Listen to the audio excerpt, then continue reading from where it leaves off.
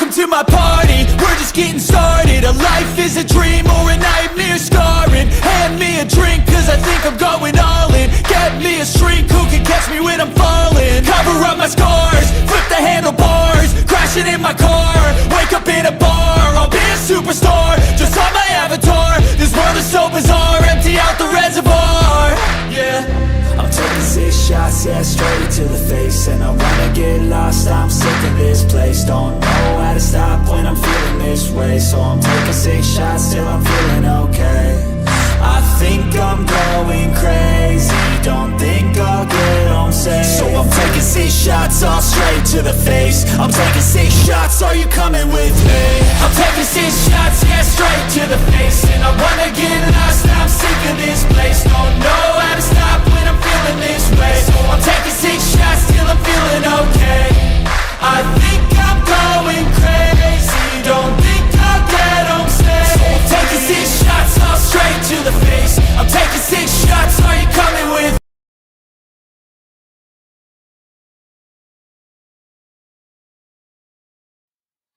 And welcome everyone to the Man Cave. My name is Paul Knapp, and I will be your host for tonight's show. This is season number 1, episode number 1. And waiting in the green room is my special guest, Mr. Scott Canady. He is a Marks collector as well as a dealer, so we're looking forward to having him on as our special guest for my opening show of my newest series. Those of you that follow my channel know that I'm on live every Monday night, and that is geared for G.I. Joe collectors. But I'm also a toy soldier enthusiast, and I've been collecting for years, so I thought I'd start a new series, and we're doing it on Tuesdays, and we're calling it Toy Soldier Tuesday.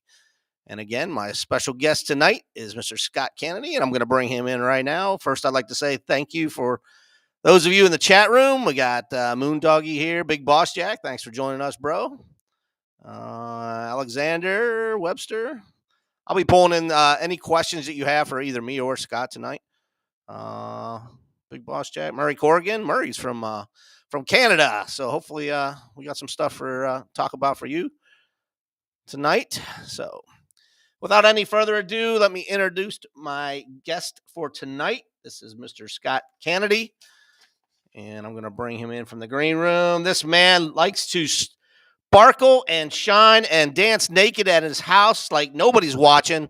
This is Mr. Scott Canady. How you doing tonight, sir? Good. How's everybody doing? Glad to be on. Thank you for having me. Man. Glad you could join me tonight. You bet. I know we haven't really met in person, but we do have a lot in common as far as collecting toy soldiers and knowing a lot of the same people as we were talking behind stage. So we can bring that up tonight. Well, I know that I've met you a few times at some shows. Well, yeah. And you taking videos, and then we've had conversation quite often through. Yeah, but I was looking forward to doing this and having you on for my special guest for my first time. So. Oh, hey, as I said, I'm really glad to be here. Thank you. Awesome, man. So, well, I sent you a list of questions. I don't know if you had a chance to look at those. Yeah. But really, for those individuals that don't know you or aren't familiar with you in the chat room, can you give them just a little background about yourself, or just how you got started in either collecting or dealing, or childhood memory, something like that? Yeah, I mean, some of it's like many of you guys. We get back into it. Some of it's nostalgia, but I just love toys. I never got rid of my imagination as I transitioned to an adult. I still had a thing for toys. I just loved them, and I, for the most part, the bulk of my collection from my childhood was well taken care of. I would say probably from 1978 on, because before that, Mom would always say, well, if I knew that you quit playing with toys you got for Christmas or your birthday after so long, that I would get rid of it, either yard sales or give it away. And I'm like, why would you do that? And then, but as I got older, and even when I got into high school, I still would buy Joe's. I'd fib sometimes and run into, gals that I went to high school with, and I'd say, she'd be like, you're buying those? I'm like, yeah, it's for my cousin. Or I would just make something up. But, I kept all that. And then when I joined the service, Mom knew my comic books and any toys I still had, she packed away and kept it. Wow. So when I come back and I got older and the kids' mom and I, we had our family, and I kind of put it on the back burner, but I'm still a Marks guy, a G.I. Joe guy, a Star Wars guy. Anything from the 70s, I still have attachment with that. So very cool. There you go. Why 1/32nd scale? What do you think it is Uh, when it comes to toy soldiers? I mean, or the do you do playability of it. I you you know, do I 1/72nd scale or no? You never really got into. not really. I Yeah. mean, I think my grandma bought me a 12-inch Joe one time, and I thought it was neat as heck. But I just never the playability was so big, and then the 1/72nd scale was just too damn small for me. And I respect it. I think it's neat. It's for collectors that get into that. But 1/32nd scale was my thing. I was introduced to that through some of the MPC and Timmy figures, and then when my mom babysat children for about 10 years growing up, and one day the one of the kids that mom babysat for that I was close with, he brought an Navarone, and then we went across the street to the park, and we were setting up playing. I'm like, "What is this? Where did you get it? I don't ever remember seeing this in the catalogs." That Christmas is when I got my first Navarone. After that, I was a goner. Yeah. 1/32nd scale was mine. So, And that was how old were you? so I got my Navarone the Christmas of '77. So I would have been 8, Okay. Yeah. and I was a goner. I was hooked. Yeah. 77. I was third grade. I think that was either the Fort Apache year or the Navarone year. I can't remember what I got that year, but I got one year and one the next year. And I know this sounds crazy, but I know every toy that I got for Christmas, main toys for the most yeah, part, the big toy. Yeah. from Yeah. from 75 all the way till where I started kind of growing out of that when it comes to Christmas to like 83. Yeah. So when I've told my kids, the boys, they're all older now and they all have their own families, but I'm like, I know what toys I got, from this Christmas. And they're like, what? Like, Oh yeah, man. who thinks about that? I said, Wow. because I have memories. Christmas was huge growing Oh up. yeah, definitely. I mean, I don't know how you grew up. I grew up, 7 kids in a family, and you only got toys your birthday or Christmas. You didn't get them year Right. round. There was no Toys R Us. We didn't go shopping all the time. Did stuff get passed down? Oh, big time. I mean, I had 2 GI Joes growing up, and they were my older brothers. I didn't have any of my own. I was the only boy in the family. I was the Oh, youngest. I had 2 older sisters, and then even to this day, the sisters say, "Well, you were spoiled." It's like, well, of course, there was 2 of you, and there was like 1 of me. yeah, right. So I got more attention. Moondoggy had a question for you here. Are your Marks collections, are they in or out of the box? Do you And have them I all always boxed? try to have any sets that I have. I always try to have a good box with it. Um, and then I'll still have a lot of loose things like loose Goutman figures of that. But a lot of that stuff I'll take along with me to shows to sell on my Yeah. little shelf there and whatnot. But yeah, I like to have a set. If I get a set, it's going to be a set with the box with the bags in complete condition, preferably, or I can try to complete it myself. But generally, I get them I complete. was gonna say, like, I like the hunt. I don't know if you do, Oh, I but do too. Don't get me okay. wrong. Like right now, I'm currently rebuilding a Navarone set, mid Yeah. 70s, 75, Yeah. 76. Yeah. So it's a challenge, and even if it takes a year, but I'm the type that I try to have a set complete within 6 months. I try to I spend. think I sent you one, didn't I? I did you? You might have. You wanted what? I had like 3 of them, and you wanted a black one or the bluish gray one. I can't remember because I bet you all the years I really started getting back into it. Like after we had a family, I knew that I couldn't do it full fledged. So little by little, I'd do this, do here, and then by late '90s, I'd buy Joe's and I'd buy some small Mark stuff. But once my youngest was a senior in high school and my middle boy was in college, my daughter was already out of college, then I knew I could afford to start going to shows, which I did. I started attending shows, and then I really started going full fledged. Like I was buying and selling vertical sets on eBay and this and that, completing them, reselling them, and gathering information. And I was going crazy. I mean, I was spending money, but I was also, buying, selling, making some on the side. But Yeah, yeah, to me, sure. it was never about making money to make money. It was just Yeah. the joy. And when you take a set to a show and I would sell a set, an Navarone set, and some of the collectors would be like, "Why would you sell it that cheap?" I said, "Well, I'm not out to make a lot of money. When I leave a show, if I have enough to pay for gas, food, and the hotel, I'm good." Yeah. Yeah. It was a mini vacation for you, right? Plus, it means a lot It's to paid some of for. these guys that come to those shows that they find a set that they've always wanted to have Oh again, yeah. and it's complete, and they just watching them walk away with that made my day. Yeah. So what was the last show that you attended Chicago in September in of September? last year. Oh, Yeah. okay. Yeah. It was a great show. There was a lot going on at that time, so I didn't have a lot of time to to sell at the show. So I basically sold out of my car. I went on a Friday and stayed all day and visited with all the other collectors, went to their rooms. And then I had some guys come out to my car. I'd sold some stuff out of my car that I brought with me. Some stuff that I already sold to a guy that was going to be there.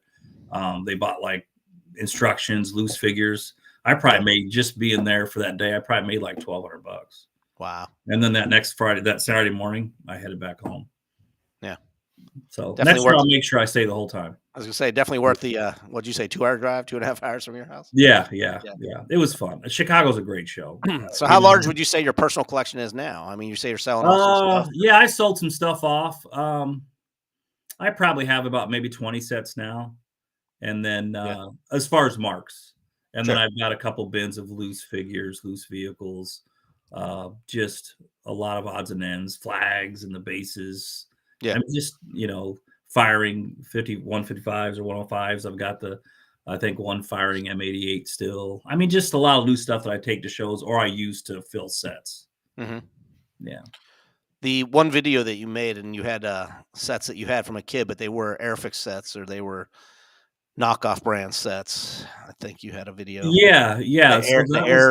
They were the HG Toys stuff. HG Toys, yeah, that's it. Yep. Talk a little bit about those. Yeah, sure. So this would have been circa probably 1980, 1981. And my aunt and uncle knew I was still into toy soldiers, even though I was 11 years old. And then whenever her stepson, my cousin, would come over, we'd always take that stuff outside and play. So for my birthday, she bought me the HG Toys Armored Fortress. And she also bought me that air battle with the two B-17 bombers. I'd never seen that.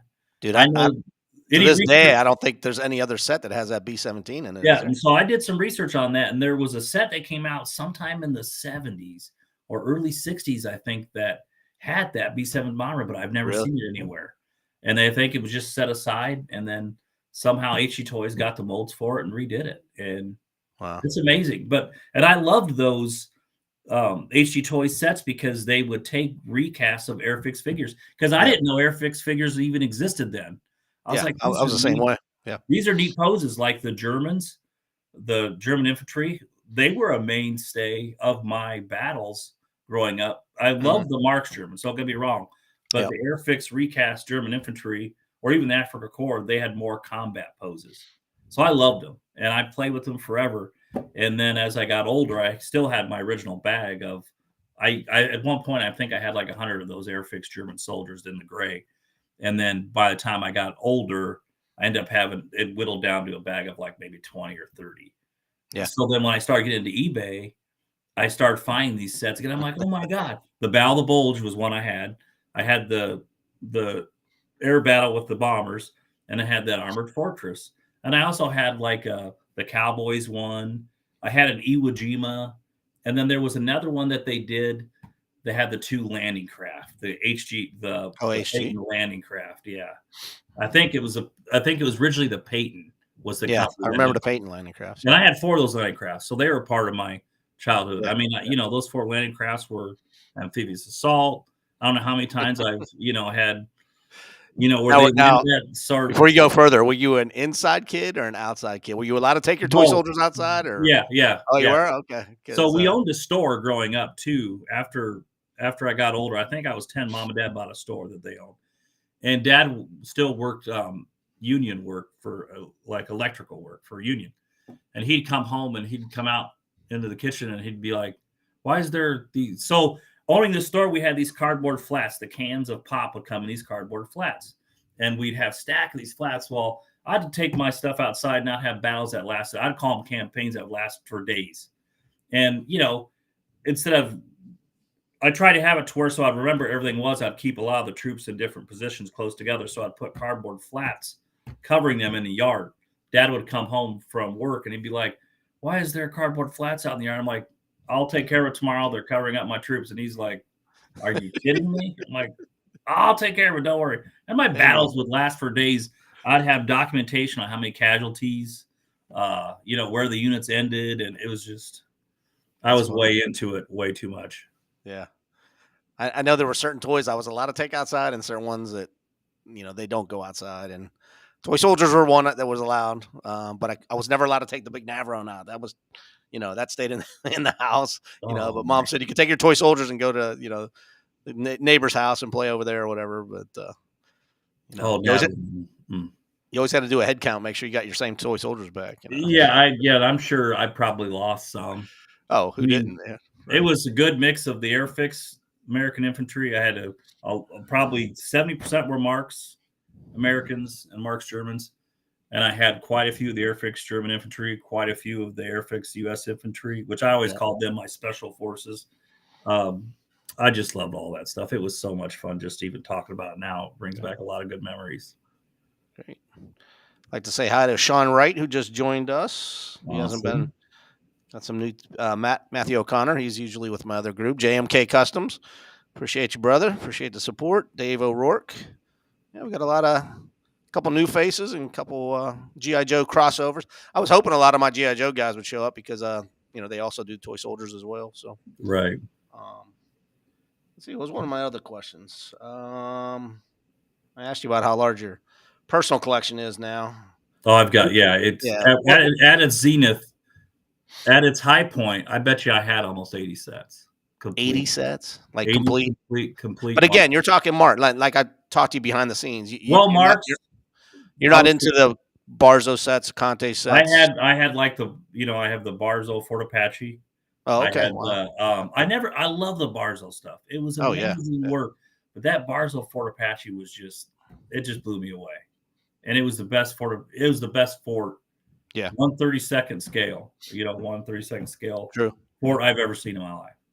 I mean, but yeah, I'd say probably 8% were the Mark sets. I had the HG Toys sets. I had a couple BMC sets, some CTS sets. I mean, it was too much. I just had too many sets, and I'd walk in there and be like, "Oh my God, this is too big." I could use some of these sets to fund my other interests when it comes to toys. So yeah, right. Yeah. So, Murray's like 80 sets. Yeah. Oh yeah. Yeah. That's crazy. It was absolutely crazy. And a lot of my friends have been the benefit of that. I would sell the sets either back to. I wanted that HG one, man, but you got rid of it too quick, man. The Air one. I've been looking for those. I would sell stuff. Those B-17s, man. I'd buy 10 of those if I could find them. I actually contacted BMC. I asked Jeff. I said, "Hey, man, any chance of making those?" Because I saw he was making other planes, and he said, "Don't know where the molds are." Yeah. So but to me, and I know it's a cost thing because I've talked to some other people about it too.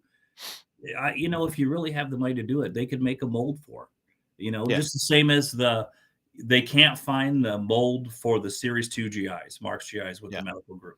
And I'm like, or the Germans, right? Yeah, create one. Yeah. I mean, and then I've had a collector say, "Yeah, well, it takes a lot of money to do that." Well, obviously, but sure, if they could do it, with the way 3D printing is. I was just going to say that with 3D printing now, man. So I contacted real quick. So last year in late summer, I've been wanting to reprint. Contact somebody that could 3D print the Navarone shaft in its entirety, full length. And I know what's his name from the Etsy was doing it for a while, but he was doing it in 2 different pieces because we talked about it. And then I found a guy on eBay that's located in Omaha, Nebraska. I said, "Listen," I'm gonna, could I send you an original Navarone shaft and you could look at maybe 3D printing it? I sent it to him. He did it. He sent me some test samples. Nailed it. And then I was like, "Yeah, print some off." So, because usually when you find these vertical sets, specifically the Navarone set online, either the Navarone shaft's in 2 pieces or it's gone. Yeah. I said, and what he did was just amazing. And then now he sells some on eBay. I've sold some on eBay. And it's just neat with what 3D printing can do for our, basically our toys. I mean, filling that niche where you can't, Yeah, and it might not, granted, some guys like to have everything original. I respect that. Yeah. But you know what? When you're going to pay, I mean, I'll pay $250 for that shaft, that elevator shaft. Yeah, you can get the whole set for under $250. But it's just hard to find. And I think to me, it's not any different than original. It looks great. It's a sturdy. Yeah. And as I said, he made some for me, and then I've sold some and gave a lot of them away to some of my buddies that needed them. So, Here's a question from Sean Wright. He said it's his first introduction to Mark's Toy Soldiers. Which is the best set for U.S. military? Would you say? oh wow, oh One of man, the battleground sets, maybe. probably now specifically just U.S. military or just Well, that's what he said for U.S. military. Yeah. oh man, I would say probably the Army Combat Oh, because way back. it's oh yeah because it's loaded with all the vehicles, all the figures. Yeah, I didn't think about Um, those. I was thinking more modern. Yeah. yeah, yeah, I would say if you really get into that. Now there's another set. I think it was the Montgomery Ward Battleground set, and I don't have that set now, but I have pictures. But it had like 160 GIs in it. Wow. But it had a good collection. But the Yeah. Battleground Europe set was always neat because it had everything. You Mhm. know, the D-Day Sure. bunkers and then the exploding mountain, and then they had the French and the British. Oh yeah, yeah. Russian too, right? They were in Yeah. that too. Yeah. But yeah, I would say just specifically for U.S. military, the Army Combat was Army neat. combat. Yeah, just because all the vehicles, the U.S. vehicles, the Americans, Yeah. yeah, it's a good set. Well, let's talk about modern. What do you think of some of the modern stuff that's out there? Say BMC. I love it. I Yeah. love it. What Jeff has been able to do by acquiring those molds from CTS is Yep. amazing. Not that CTS wasn't great. No. They filled a gap in the mid 90s Yep. to now. Yep. They started reissuing their own stuff. They were creating, not by scale tanks, but they were doing CTS Shermans and Pan. I mean, it was perfect. And with him, Jeff getting that stuff from them, they weren't always making that stuff as often. Yeah. Jeff, I'm waiting for Jeff to do some more tan German vehicles because for a while there, CTS wasn't releasing any Africa Corps sets. Because Well, the Conestoga wagons that I bought from him, I mean, they're awesome, man. Oh And yeah, they look just like the Mark's originals. I'm like, and you're getting two of them for like $20, $30. And if you Just find the the recap. originals online, you're paying $50, $60 for an original. Yeah. Maybe all the pieces are there. I'm a big fan of the recast because it allows a collector, to spend less money than the originals if he's trying to build a set for his grandkid or his son. Yeah. Yeah. And so the recast has a place in our, to me, in our collector's world, just because it's nice to have an alternative for people. But what he's doing at BMC is just amazing. I love what he's been doing. That kind of answers this question. I would send people to BMC. Sean asked, "Where's the best place to buy right now?" I mean, there's places like Michigan Toy Soldier. CTS is still online. You got Mick Sean's Closet. But, But as far as your price, as far as getting, I would say quality stuff cheap, not cheaply made, but cheaper than, I would say BMC, right? Yeah, yeah. And Mick Sean's Closet's not too bad. Yeah, Mick Sean's Closet. They do a great job as far as not just figures, but I guess different than what BMC does is they do a lot of the foam tech or form tech stuff. I can't forget LOD too, right? Oh, LOD, he took over Barzo. Yeah, yeah. And they're slowly going to re-release some of his stuff. And TSSD, where'd Dale go to? Was that Mick Sean's Closet? Did he buy that, or was it? I don't know. Now TSSD, that was the one that was San Diego Toy Store. Yeah. I don't know I don't know if their stuff ended up going to Mick Sean's Closet or I think some of the stuff did. Yeah. But yeah, I don't. Yeah. When Nick passed away, I know his wife was divvying it up, and I don't know if she sold the rights to anybody, but I'm going to have Dave Cook on in a couple weeks, so we'll ask Mr. Mick Sean's Closet. I love Dave. So he's a great guy. Whenever I go to a show, we always chat for a little bit, and I always like to go visit with them, and all the shows that I've really started going to shows more probably the last 9 or 10 years, and I've really got to become close with like Eber and Rick Keller and Rick Lip and Todd Pickett. These are my and Todd and I, since we're closer to age and I am with some of these other older guys, he's one of my best friends as far as, just overall, we've come pretty close just because of the toys and everything. Yeah. Well, we mentioned George Kroll behind the scenes here, so George, we got to throw his name out there because Francis Turner, Stephen Connell, Francis Turner, yep. Definitely. I mean, there's a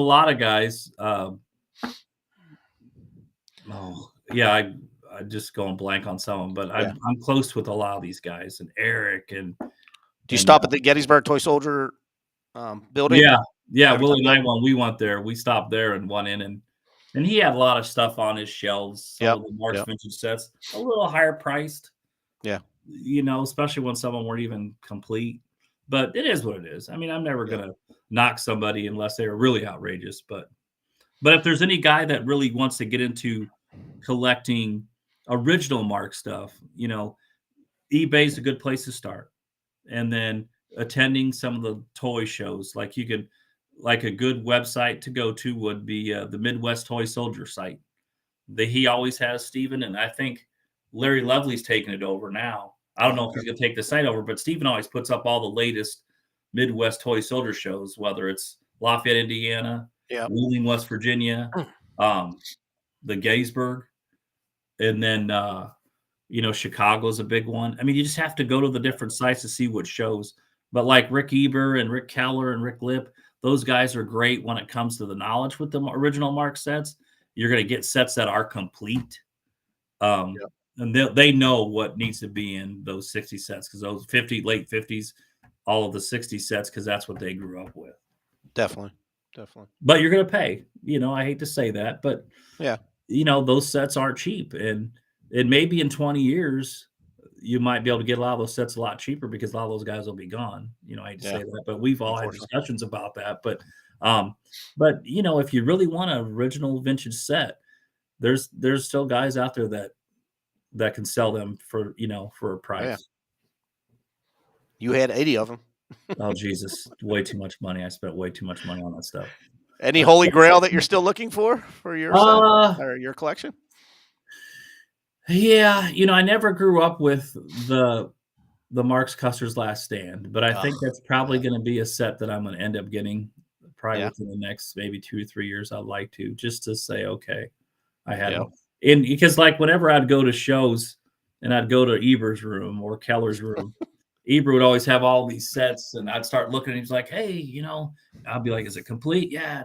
And he'd always say, you've never bought a wagon train from me. I'm like, nah, I never got into that. I think it's neat, but I just never got into that. And then he'd be like, well, what about a Custer's Last Stand? You never bought a Custer's Last Stand from me. That's complete. It has everything. I said, I know, but I will. I think that's probably going to be one of the sets that I'll finally. I don't know where he finds this. We talked about this on that one show that I had with Jim Imel, and man, he's like, he pulls stuff out. He'll come with 3 Custer figures. I'm like, how do you find this shit?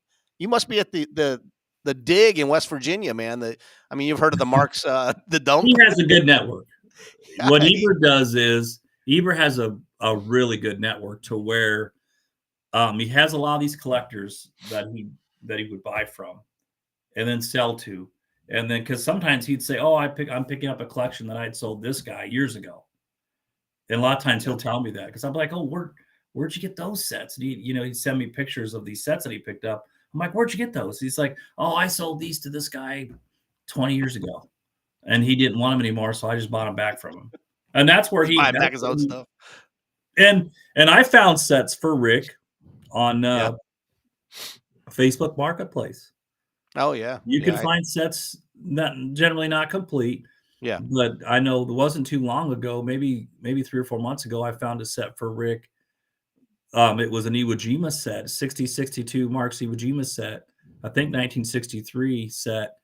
And I sent him the pictures, sent him the link, said, hey, you need to contact this gal, blah, blah.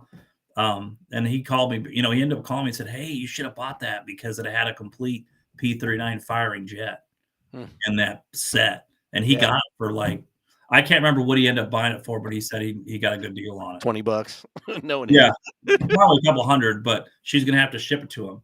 And then he found a Strategic Air Command set, close to complete, not 2 hours from my house.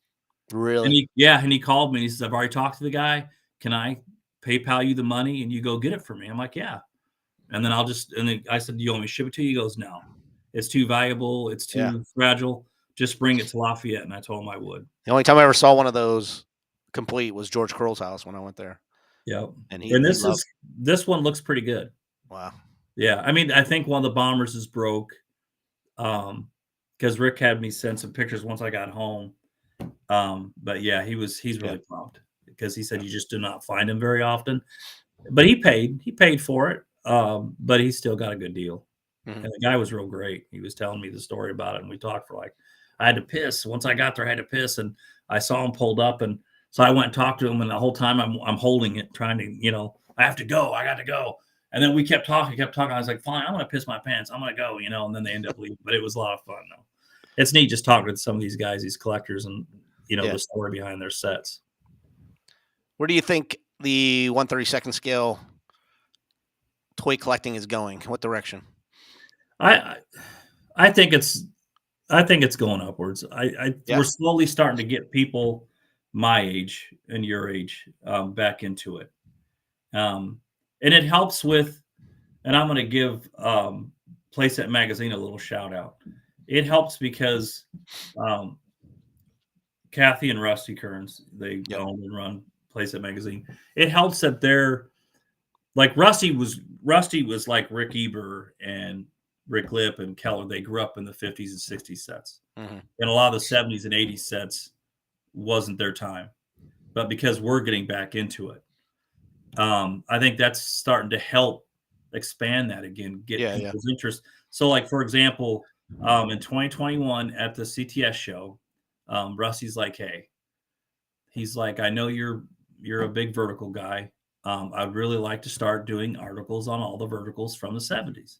He said, and I would like you to lead that charge. I'm like, oh, wow. Absolutely. And nothing against Rusty, but some of the information that they had, even with the old PFPC magazines covering the vertical sets, the stuff was either generally incorrect because they weren't familiar with the sets like we were, or they just didn't have the information. And I showed Rusty, I said, hey, I've done a lot of research on this stuff. Some of the stuff I already knew from my time having those sets compared to information I've been able to gather and write down and document from other sets that I picked up. And he goes, good.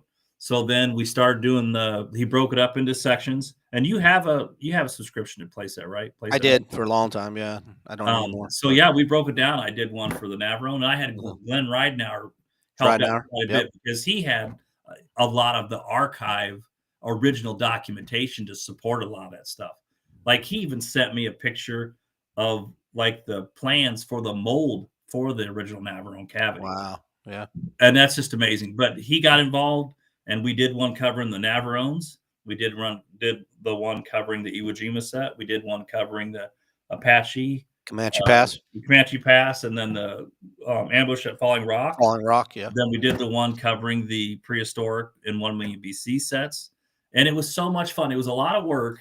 And sometimes it got stressful because I'm like, okay, I think I've got these, dinosaur groupings right. And I'd send the information to Ridenauer, and he'd send back. It's like, I don't think that's right.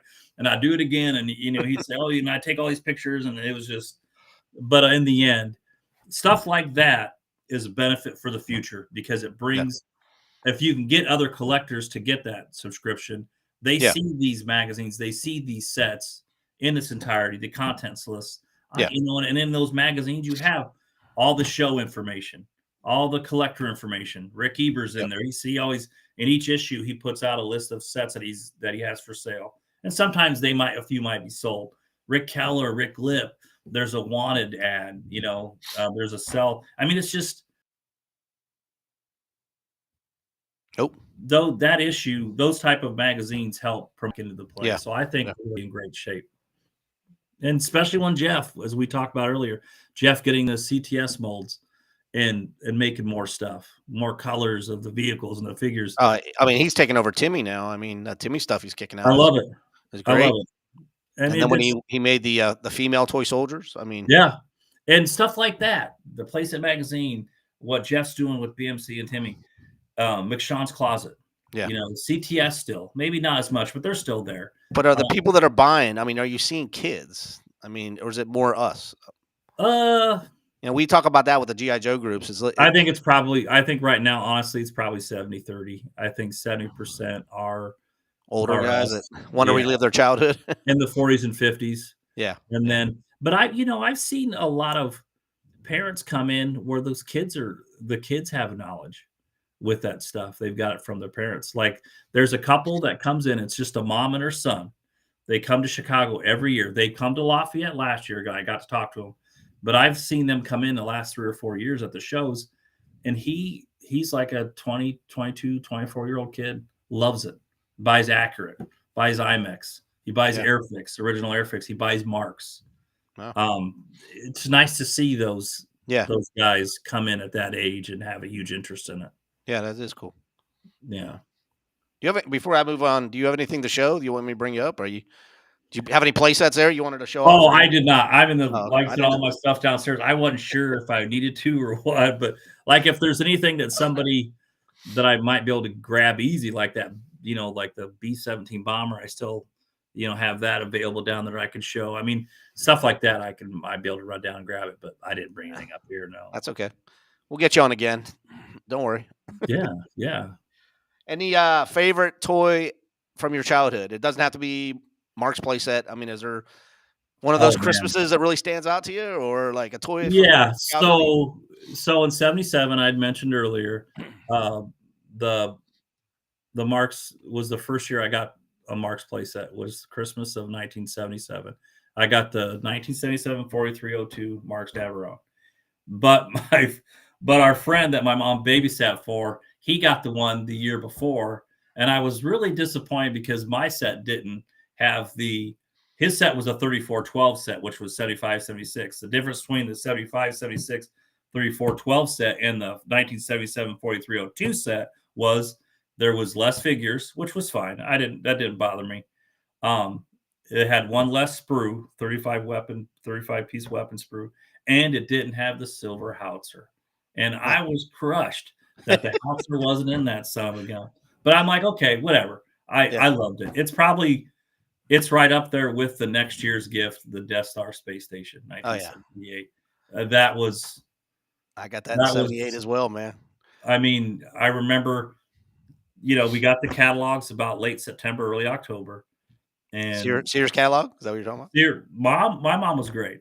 Sears, Montgomery Ward, JCPenney, the Aldens, and there was another Spiegels. She got Spiegels. But Sears, Pennies, and Wards were the big ones. Yeah. And I remember seeing the Death Star space station. I had that sucker circled, and she bought it. I remember this very well. I believed in Santa Claus, but I knew that basically the rule was we knew that mom and dad kind of told us Santa can't do everything. Yeah. So Santa provides some gifts and then we help him and provide the others. But she had bought this around Thanksgiving time because then when we put the tree up after Thanksgiving, she had put this medium-sized box. Remember, I'm 8 years old, turning 9 or whatever. Medium-sized box up against the picture window, and the curtain kind of partially covered it. And I kept thinking, man, I wonder if that's a Death Star. So we would go to Penny's to go shopping, and our Penny's had in the back of their wall behind the men's section, they had this like door where you could walk in, and there'd be this long hallway, and it was a shop-in Christmas closet, they called it, essentially. And you'd walk down this long hallway, and they'd have these wooden shelves with all these different examples of the toys that were in the catalog that you could buy. And we were in there one day, and on the top shelf was a Death Star, and I was measuring it with my eyes. I'm like, that looks like it's the same set. Same size and I was pretty certain. So then over time, I would, kind of when no one was around, or I'd peek and I started to unwrap the back of the box. And this was like the first week of Christmas, literally by the first week of December, literally by that Christmas Eve when we got to presents, I had almost the whole back end unwrapped. But she never noticed because it was up against the wall. The curtain had covered part. You didn't get to play with it. You just get to look at it every time. Oh, I was so excited. So I would say that the Death Star space station in 78, the Navarone in 77, and then in 77 I also got, and I still have my original Mattel Shogun Warriors Godzilla. Oh wow! Oh, I did see a picture of that. You sent me a picture of that. Yeah, those three are probably my favorite toys from my childhood and the memories. Does it still work? Yeah. The only thing is my nephew or my little cousin, he was like 5 or 6. He broke part of the latch for his tongue. Yeah, for his tongue. You could still, but it isn't. And which like 10 years ago, there was a guy was doing replacement parts for that, and I wish I would have bought one so I could fix it, but I never did. Sean Wright, all that stuff I still have original from my childhood. Sean Wright has another question for you. If you're going to attend a show this year, what would be the best one? Oh wow, man, that's a tough one. I would say Um, Chicago is probably the biggest, right? I mean, Chicago. Chicago would be the biggest one because they room trade. Essentially, some guys get there on a Tuesday. Like Hebrew sometimes will show up on a Monday night, but usually most of the people are there Wednesday, yeah, Thursday, Friday, Saturday. You got 4 days to go room to room. Some yeah, guys will roll in on a Friday, and some guys will roll on a Sunday. But I would say Chicago's a great show because it's a good mix. It has plastic.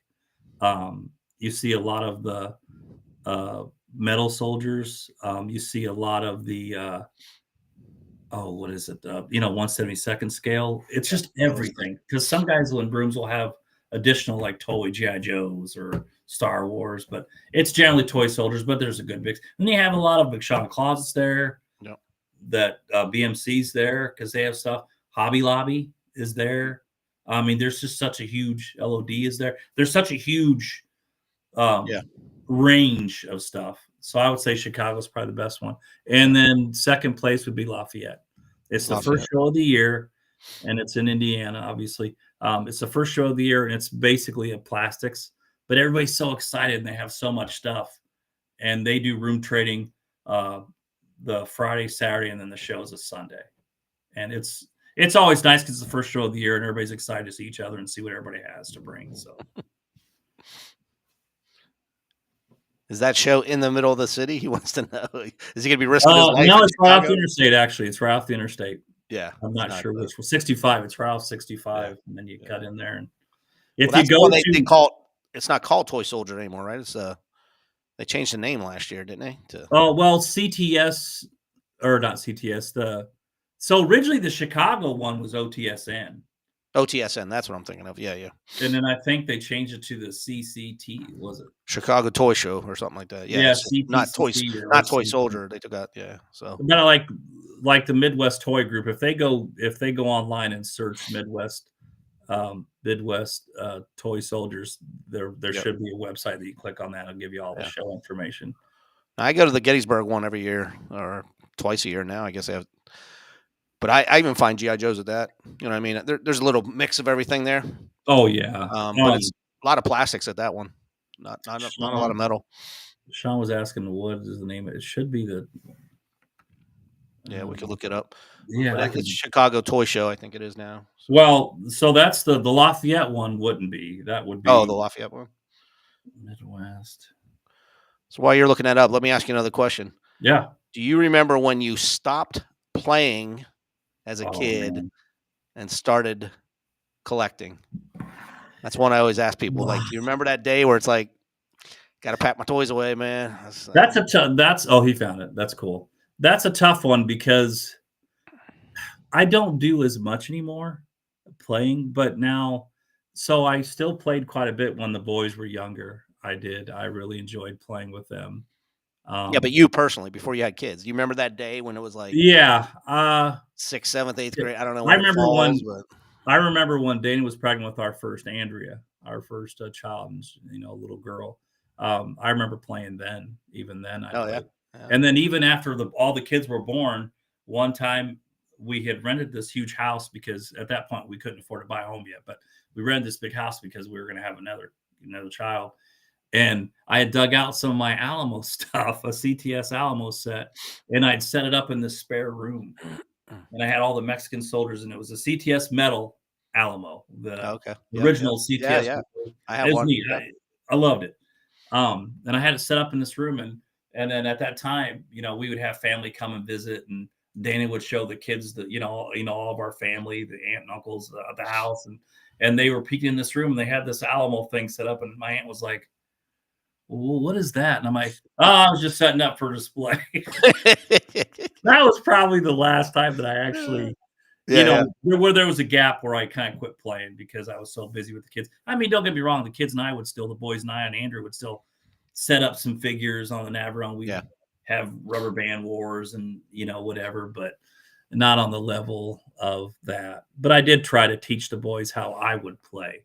Making explosions, and you got to be realistic. You just can't, you can't fire this cannon and not, knock over the Navarone. I mean, it can destroy the doorway and rocks and, debris, and they'd be looking Sure. at me like, "Dad, we're 6 or 7 years old." I'm like, "I know, but this is how I played." This is how you got to play. There's rules here, man. There's rules. Yeah, so much fun. I God, had those memories. one of my girlfriend's friends came over, and they had 2 boys, perfect age. Never saw toy soldiers in their life. I broke out one of my old battlegrounds, and they were just mesmerized. They were like, "Mom, we want this for Christmas," and she's like, "I've already got them all this computer shit." She's like, "I'm not buying them this." I was like, "Trust me, you can't buy this anymore, unless you buy it from BMC." I said, so What's funny is you just don't. I they wish. and they're I like, wish. how do you play? How do you play?" I said, "Well," I said, "we used to do dice sometimes, if you Yeah. roll a 6 or whatever, you get to knock a shoulder." And they were going back and forth. Oh my God, the time of their life, and they were like, I would play this every day if I had this." I was like, it was just nice to see younger kids like who never saw anything like that before, and I was like, yeah, Kids are missing out. yeah, I know they don't see that like we see it, but the toys that I grew up with, I know they're, now when you buy action figures, they're, the posability is a lot better than the original sure, Star Wars. Obviously when G.I. Joe came into play in 82, that took it to a whole new level, yeah, and then the swing arms and whatnot. And it was great. But when it comes to the sets, that's what I always tried to tell the boys, the Mark sets, if somebody could not worry about making a bunch of money, but was still had the funds to be able to produce those sets, it was just amazing that, the memories, the imagination you could have, the battles you could have in a Mark set or a 1978 Battleground set, or yeah, even the Fort Apache from the late 70s. The sets that I grew up with might not have been on the level parts wise, pieces wise, as the early sets from the 60s and 70s, early 70s, but it was still everything to me. I had sure, Indians, yeah, I had cavalry troops, yeah. and And it was still toyetic in a sense that it didn't have to be so accurate. I mean, if you looked yeah, at some of the buildings, the doorways are this big and your figure's this way, but it didn't matter. I mean, it was yeah. like, you know, Just don't put it to, there was times where I would not even like the 70s Battleground sets where it had the partially blown up building and the mhm, tank traps and all that. I mean, just so many things. You build your own. sure, I mean, I used imagination. to, Yeah, yeah, I'd make cardboard buildings and this and that. I mean, it's just, yeah, that's too much fun. And I even grabbed my neighbors. My neighbors had the Fisher Price Little People Village, hmm, the city. I begged her to let me borrow it for a weekend. And then I had that. I combined that the city yeah. into a small little town before you get to the Navarone. And I used it for a weekend, and I was like, and then That's she was cool. mad because I wouldn't give it back to her. I'm like, fine, here, thank you for letting me borrow it. But it was so neat having that city that you have battles in the city before you got to Navarone. I love reading some of the Yeah, yeah. I'm comments. trying to keep up with the comments here as well. So, do you do conversions at all? Let me ask you that. I know a lot of people No, do. I I'm do going to not. have a guy on next week that does conversions. I was just wondering, do you do Who conversions you? or I do not. I've thought about doing it, kit bashing but anything or nothing? no, I don't. As I said, I thought about doing it. Who's the guy that you're going to have on next week that does conversions? The Plastic General. Okay, he does some good stuff. Yeah, yeah. There's a guy on eBay, and his eBay name is Hawk Moon. Okay. And I don't know who that is, but if you go on eBay, he doesn't do it all the time, but every so often go on and just type in Mark's Cavalry, and you'll see where he does poses of generally cavalry troops. And I've Okay. got some of his. I bought some conversions from him. He does Yeah, yeah. excellent work. He does Custer and he does some Indians, and he has a cavalry guy riding, or the one where he's getting shot by the arrow. I mean, some of the stuff he does is just phenomenal. But I'd love to do something like that.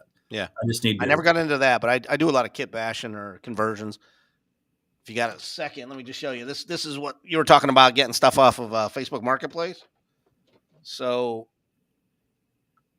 this is my new Playmobil. place. That's a Playmobil. I love Playmobil. So that's going to be converted into a French Corsair or Oh, really? a That's not a British bad or idea. British. Yeah, I'm going to add that to my Yorktown playset, I think, and I'll tell you what. we're going to break that down. We're going to paint it and change it up, and Playmobil is phenomenal. I mean, you can't buy a ship like that without paying, Yeah.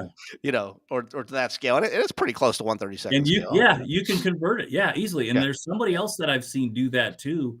But I know a lot of people use Playmobil like the Playmobil Victorian house, I know a lot of guys have used that for like an Arnhem. Yeah. Oh yeah. And then, their trees, and I mean, they have a lot. My kids grew up with Playmobil. I mean, the boys were too young. I remember we'd go Christmas shopping, and Dana's like, "Hey, you can't get this stuff for them yet. They're just too young." I'm like, I know, they love it. And she's like, they're two. They're gonna put the pieces in their mouth. So I had to wait a couple more years. So when they got to 4 or 5, then I bought them the pirate stuff or the police stuff and the city stuff, and I still have a lot of that stuff, but I love it. Great stuff. Now it's all grandkids. Now my grandkids are going to be a year old in March, and I'm anxious for them to be able to play with some of that stuff. I got about 1 or 2 more questions before I let you go, buddy. Okay. Any regrets with collecting or buying? Oh shoot. Not really. I think you picked up or spent a lot of money on that you're like, oh shit, I should have done that. Yeah, I did that at times. I mean, there were times when I would fib to Dana, that I would find something on eBay, and she's like, well, how much that cost? And I'd always tell her, I'd tell her it cost 1/10 of what it really did. But I was honest with her most of the time, and she'd do that. But not really. I mean, I think my only regret was I'm glad that I approached it the right way, that I approached it the right way or the correct way, to where I waited till the kids were older, where I knew I could afford to go. Sure. Yeah. And go to shows and spend money and make it worthwhile. And I'm glad I waited that long. And then of course I went crazy for, a good 10, 9 or 10 years. And as I said, the last year or two, I'm kind of like, okay, I need to downsize just a hair, because my problem is I have too much passion with the original Star Wars, original G.I. Joe. I still buy comic books. I was going to ask you, what's your largest collection? Is it Marks or is it one of the other ones? It's Marks. It's Marks. Okay. Yeah, I would say Marks. My original G.I. Joe collection is actually still in. Most of that's my original, and then I slowly expanded it. Yeah. It's close to the Marks, but I'd say Marks is still probably the strong one. Okay. Or the biggest. Nice. And then I love books. I'm a bookworm. Yeah, I see that. We need to work on getting Rusty and his wife on, man. I think that'd be a cool interview. Rusty, I gotta give a shout out to Rusty. I know I did mention this with him, Place That Magazine. I actually bought his Comanche Pass years ago. Oh, did you? He said he was going to do a story on it, or one of his videos. He said it's going to be one of his videos, but he didn't need it anymore, and he did his. I said, great, and then that was 20 years ago. He still hasn't done a video on that. So. When I went to that wheeling show that I was talking about, when Willie and I went, yeah, and I think it was in 2021. Francis opened up his Mark shop. Mm-hmm. He would do that even after he closed it down. Yeah, he would still do that just for sales. Yep. And I went in there, and I had a handful of. I had a sealed bag that he had on display of the 100 count GIs. I bought that and some loose stuff. And up on the top shelf of one of his cabinets, he had the Comanche Pass. And I already had one. But I'm like, well, I'm just going to pull it down and look at it. I opened it up. The box was probably a good Category 8 condition, but everything inside was sealed. The figures, everything. And I'm like, holy crap. So I ended up buying it from him for, I think, $5.25. I paid $5.25. For me, that was a little more than I wanted to pay, but with all the stuff being sealed, yeah, I paid it. And then on the other shelf, he had a 1975 3412 Navarone, still sealed, stapled, which I already had one at that point. I had the 74 version I had bought from him. You got about 10 of those now. I saw your last picture. You had... Oh yeah, Navarone's your thing, man. Yeah. Well, just the fact that it was still sealed. Well, I sold the sealed Navarone to a collector that had always wanted one that he grew up with. I sold that to him, and that just made his day. But that Comanche Pass was the neatest thing, because none of the stuff had been open. Yeah. So I spread everything out. I think I did videos on it. And I did, in the sense to where you can actually see the contents. You could write everything down on what pose, how many figures, and confirm in a sealed set this is what it came with. That was one of my favorite times too. I'm still looking for the Falling Rock. I mean, those are hard sets to find, but they're out there. They're out there. Was it a Sears exclusive? Is that why? Yep. Falling Rock and the 1 million BC were Sears exclusives. Okay. They just didn't have. I mean, it's the same contents as Comanche Pass. Yes, minus didn't have the full set of figures. Oh. And then it didn't have I don't think it had the play mat. Oh, okay. Yeah. I can send you the information too if you need it. Okay. Oh yeah, I love reading some of these comments. Yeah, no, this is fun. Yeah, some of these, if these guys really want to, if all the viewers, Playset Magazine's a great subscription to try Yep. to have, because they cover all the sets from Marks from the newer even to the older, and especially now where he's really starting to work into the 70s stuff and covering that, and that's kind of bringing people back in. But yeah, I had so much fun doing the accessory articles for the Navarone, the Comanche Pass, and he's going to be doing the Martian landing soon. And then obviously when we did the Undersea Adventure, which was one of the last sets ever made, same with the Iwo Jima Mountain in 1979. Those were sets that were 1-year releases, so it was just fun doing all that. That's probably one of my favorite sets too, Yeah. was Iwo Jima. Well, we're almost at the top of the hour, buddy. My thing I always do is bring you up big, and if you want to let people know where they can find you, your YouTube channel, Facebook, if you have a website, just I think I'm Mark's Playsets and More. That's my YouTube channel name. Don't get me wrong, I'm not on Paul's level. Paul has stop. and I started to work on not just Mark's sets. Like I think I did one on the Weebles Wobbles Haunted House that I think is one of the neatest things they ever made. Which I have still. Mine was a mint condition set that I have still downstairs that I'm ready for my 2 grandkids to play with. Covers. I have a lot of videos, live videos, or just slideshow videos I did of the Mark sets that I've had or have had. Some I still own, some I've sold off in time. And I've just been trying to work on different toys too, covering some of the HG toy sets from the 80s too. Any stuff that I had as a kid, I'm trying to do videos on. Whether I haven't done any Star Wars stuff or G.I. Joe stuff, but I will. Yeah, I'm slowly trying to work into that. I love your videos. Keep them coming, man. They're not the best. Nah, Believe dude, me. I'll post a video, but people don't realize I probably did that about 10 you're times. taking a shot. You know how many people? I call them closet collectors. There's guys that just collect and don't share their, and for whatever reason, if they're worried about people stealing their stuff or knowing what all they have, whatever. Oh my But God, yeah. It's toys, man. And then there's a few times where I'd do a video and I'd watch it and I'd be like, I messed up. I got to do it again. And afterwards, I'm like, who cares? Taking a stab at it, man. That's all I did. So it's all, get your YouTube. We're just big kids, man. We're just big kids. So we're children in men bodies. Exactly. And that's ultimately, like all of us, I'm still a child at heart. Whether it's nostalgia or I just have an imagination. Scuba Pete just subscribed to your channel. You said you just nice. You got one. You got one for tonight. So well, I appreciate being on. I'm glad you asked me. And we had talked about this off and on the last year.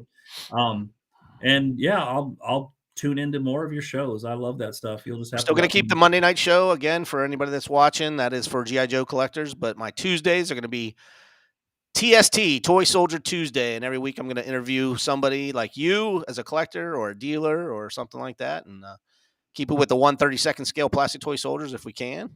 Hopefully we can get. Hopefully you can get Rick Eber. I tried last year. I know Rick Lip and Rick Keller. They're not the technology guys. Glenn Ridnar too. I wanted to get him. Glenn would be great. Yeah, I'm not kidding you. He's bought a lot of sets from me. His knowledge is up there. Oh, I know. He knows a lot. And I've, there's stuff that I've been able to help him piece together, but he's done a lot with me, especially when we were doing the articles for the verticals. He's been able to, he had all the archive stuff. So yeah, Glenn would be a good one too. Definitely. And even Todd Pickett. Oh yeah. You need to have Todd Pickett because his Chocolate Rose collection, really? 1976 Desert Fox Chocolate Rose Desert Fox set. Yeah. A 1-year release with those colors. It's massive. And he's bought sets for me. He just has but yeah, he's like me. It was sets that he grew up with that he really loved. So he'd be fun to have on too. Okay. Well, we're going to be working on it. And again, as I said earlier, next week's guest is Christian Aldo. He is known as the Plastic General. He's from Canada. He has a great YouTube channel. If you've never seen it before, make sure you check it out. That is Christian Aldo, but he's known as the Plastic General. So he will be with us next Tuesday, 8 o'clock Eastern time. So once again, Scott, I'd like to thank you for coming on. You bet. Thanks for having me. I really enjoyed it. And you're welcome to come back as a panel member now that you've been on as a special guest. So anytime absolutely. you're free on Tuesday night, I can fit up to 6 people on here at one time. So if there's nice. any special guest that comes on and you want to jump in and interview them as well, feel free to do that. Absolutely. If we get Rick Eber on, we could both pick his brain about stuff. And, oh my God. And that'd be funny. Rick has seen a lot. And as long as he's been buying and selling, since the early 90s up to now. Oh yeah, he's got some stories, definitely. Yeah. So, well, that was a quick hour, but thanks again, man, for my opening my series this year.